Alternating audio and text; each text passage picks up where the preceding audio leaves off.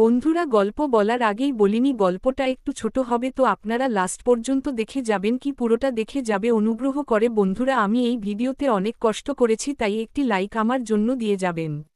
গল্পের নাম গরিব কৃষক এবং জমিদারের গল্প।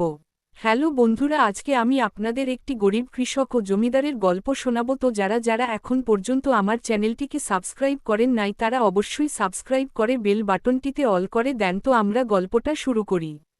একদিন সকালে ফরিদপুর গ্রামে রামু নামের একজন লোক কৃষি কাজ করতে খেতে যাচ্ছিল। যার পথে সে তার খেতে দেখে তার ক্ষেতপুর তো নষ্ট হয়ে গেছে, এটা দেখে খুব কষ্ট পাইছি, কিন্তু সবচেয়ে বেশি রাগান্বিত হয় ওই জমির মালিক জমিদার। সে তখনই কৃষককে ডাক দেয়, ডাক দিয়ে তাকে অনেক বকাঝকা করে। বকা খেয়ে কৃষক একটি বটগাছের নিচে বসে কাঁদছিল। তখনই তার ওয়াইফ এসে তাকে সান্ত্বনা দিয়ে বলে চলো বাড়িতে যাই। সে তখন আর কাঁদছিল বলে তাদের জমির জমিদার ভালো না, এটা শুনে তার ওয়াইফ অনেক মন খারাপ হয়, আর কিছু বলতে পারে না, বলে তুমি আর না চলো। সে বাসায় যেতে চায় না, তাও ওয়াইফের জোড়াজুড়িতে বাসায় হেঁটে তারা বাসায় চলে যায়। এটাই ছিল আমার একটি ছোট গল্প। যদি আমার গল্পটা পছন্দ হয়ে থাকে বন্ধুরা প্লিজ সাবস্ক্রাইব। এরকম ভিডিও আরও যদি চান তাহলে আমি এর দ্বিতীয় ভাগ নিয়ে আসব। অবশ্যই কমেন্টে রেট হার 2 লিখে দিবেন, তাহলে আমি বুঝব যে আপনাদের এটার দ্বিতীয় ভাগ চাই। এটা আমার প্রথম অ্যানিমেশন ভিডিও, তো একটু খারাপ হতে পারে, আমাকে ক্ষমা করে দিবেন। আমি চেষ্টা করব আপনাদের জন্য আরও ভালো কিছু নিয়ে আসার। বন্ধুরা, আমার এই চ্যানেলেই শর্ট ভিডিও সারি, সেগুলোতেও লাইক করে দিবেন প্লিজ। তো বন্ধুরা, সবাই মায়ের কসম দেয়, আমি মায়ের কসম দিব না, কারণ আমি জানি আপনারা এভাবেই আমাকে লাইক করবেন। তো প্লিজ আমাকে লাইক করে দেন। ভিডিওটা অনেক কষ্ট হয়েছে বানাতে আমার, আপনারা যদি লাইক না দেন তাহলে আমি অনেক কষ্ট পাবো।